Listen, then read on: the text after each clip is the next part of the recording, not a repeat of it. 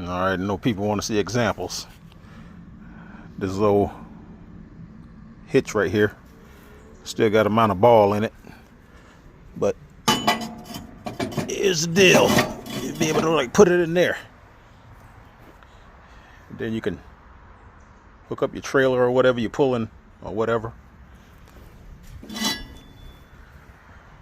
Walk around to the front. Same thing. This thing is unfinished, but same thing. Hook it inside of here. You can pull it right there. You know what I mean? And back your trailer in or do whatever. Any kind of sprayer, anything you put on that hitch right there, it'll work.